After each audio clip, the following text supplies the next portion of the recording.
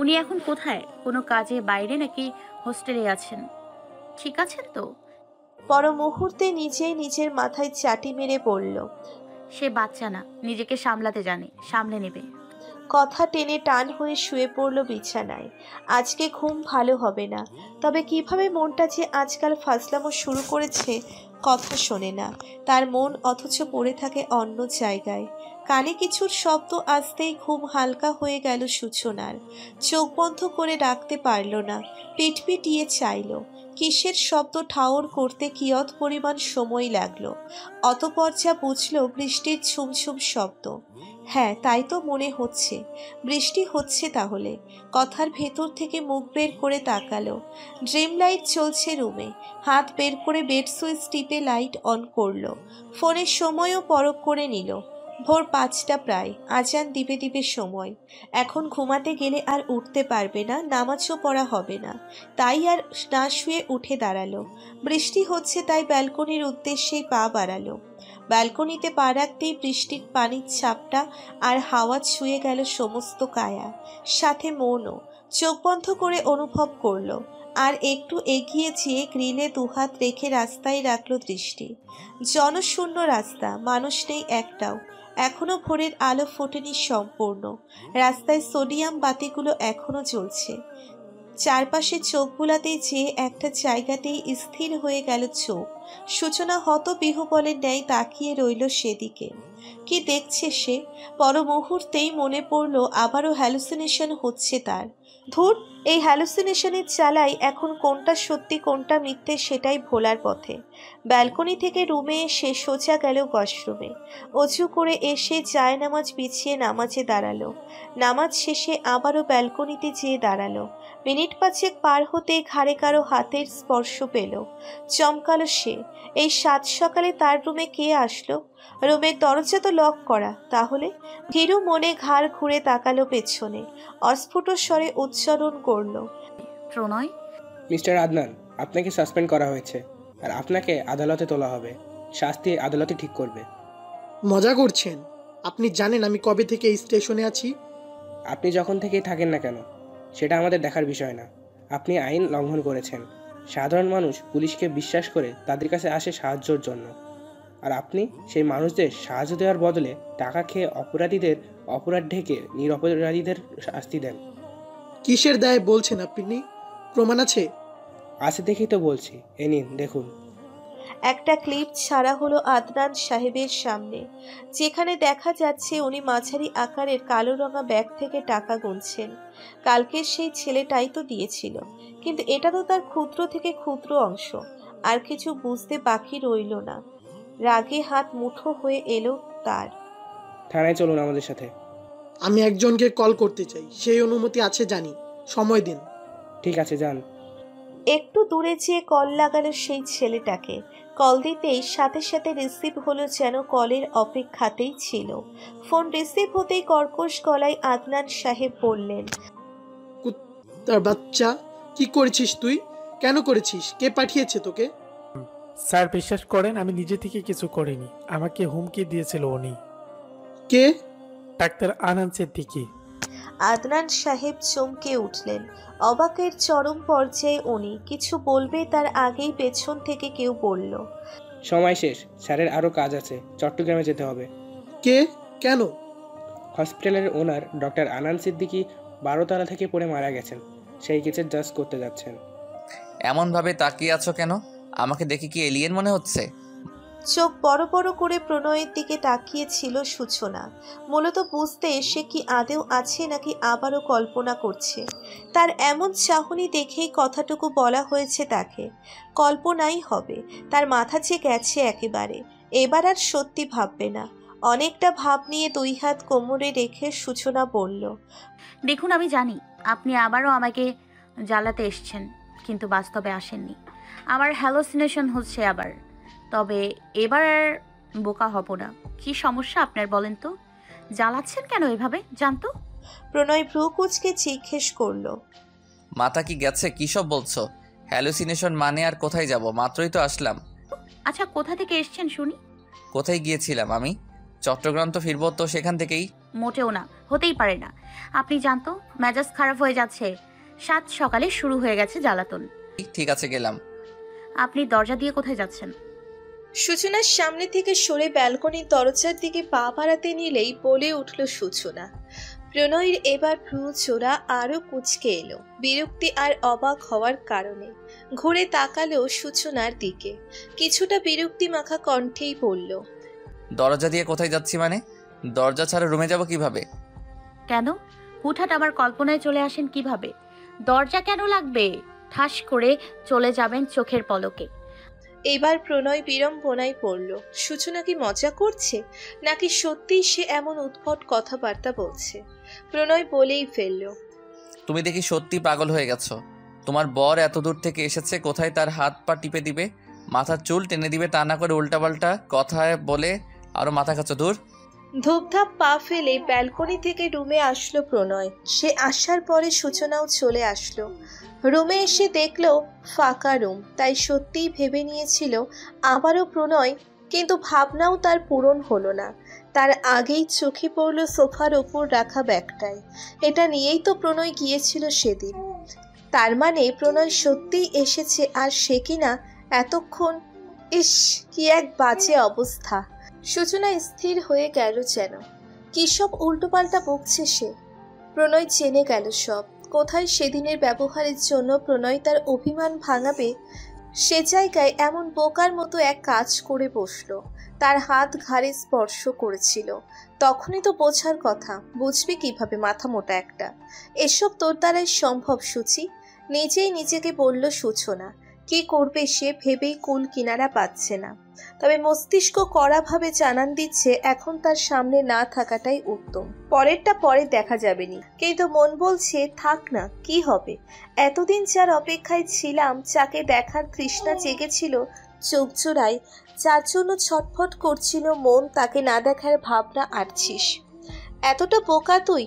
উফ, মন মস্তিষ্কের এই মতবিরোধ খেলায় অসহায় মুখে দাঁড়িয়ে রইল সেখানে। ততক্ষণে প্রণয়ের পদার্পণ ঘটেছে। সূচনা খেয়াল করেনি, হয়তো এখনো ভাবছে সে যাবেই না থাকবে। তার মুখাবয়ব দেখে প্রণয় আন্দাজ করতে পেরেছে সে ভাবনায় মত্ত।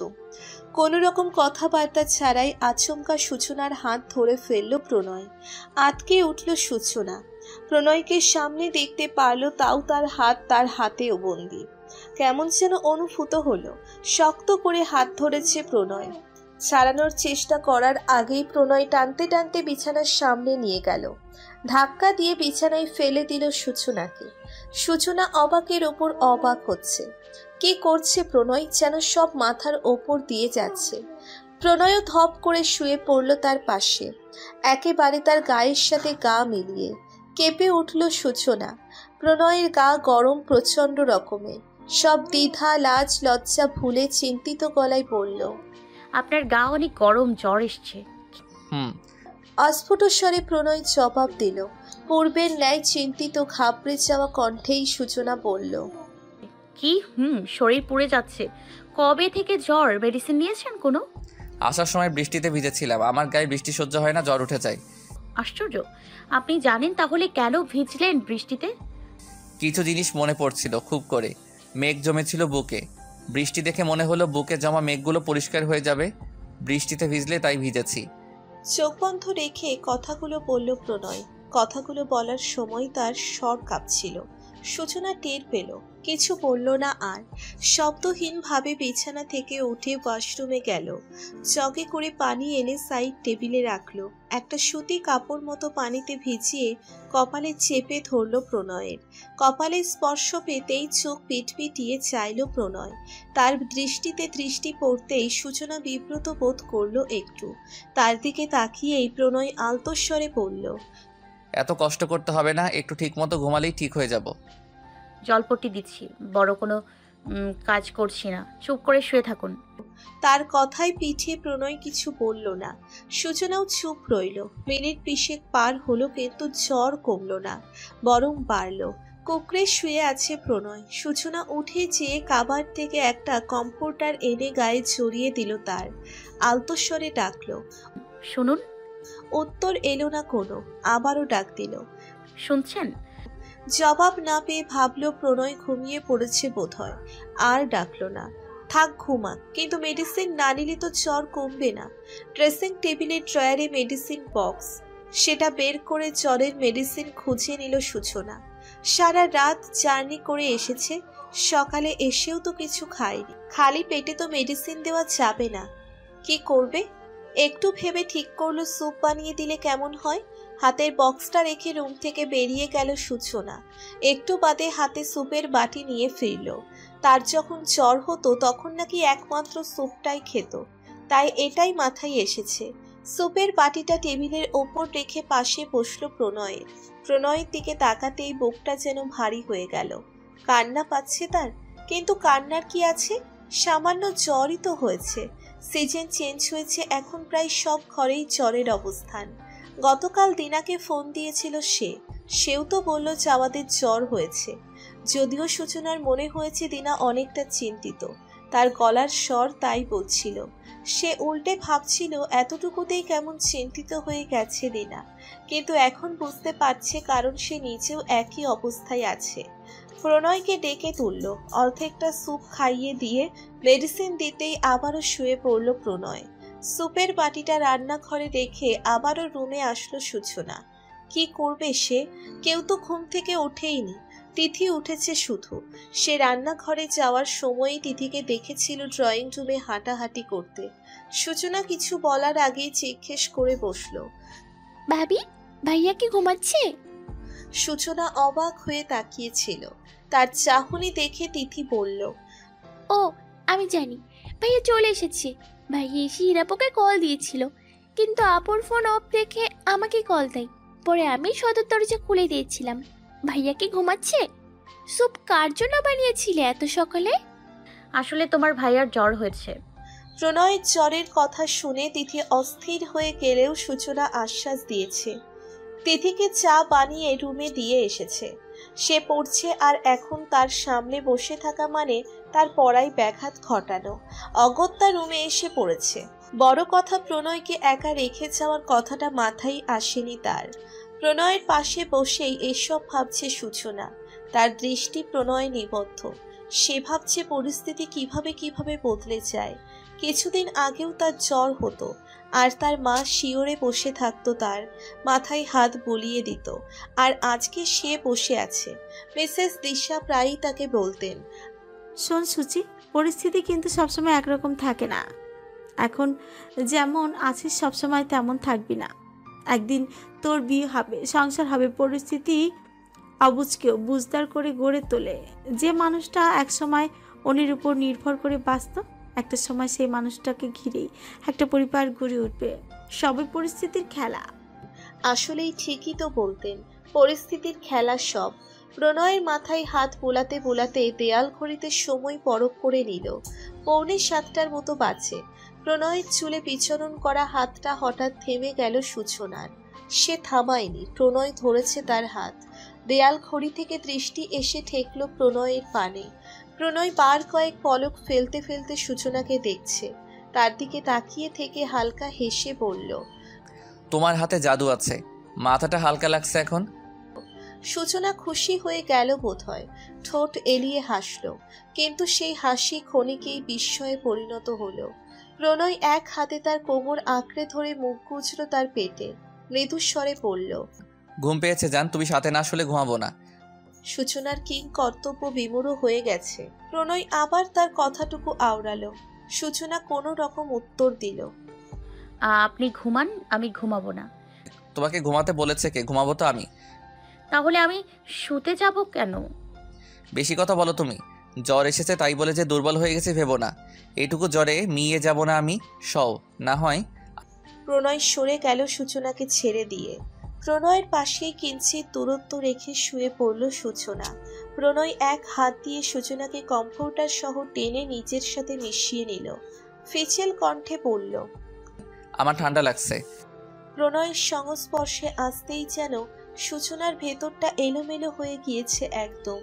নিজেকে ছাড়ানোর চেষ্টা করে কম্পনরত কণ্ঠে বলল, আমাকে ছাড়ুন, আমি আরেকটা কমফোর্টার এনে দিচ্ছি। আমার কমফোর্টার লাগবে না, তোমাকে লাগবে। এই ঠান্ডা কম্ফোর্টারে না তোমার নরম কায়ার উষ্ণ আলিঙ্গনে কমবে। ডোন্ট মুভ জান, আই নিড ইউর আর্মস। ব্যাস এইটুকুই যথেষ্ট ছিল।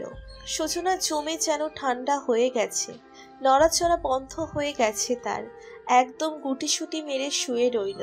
প্রণয় 2 হাত দিয়ে শক্ত করে জড়িয়ে ধরল সূচনাকে, গালে ঠোঁট ছুঁয়ে বলল, আই ফিল পিস নাও।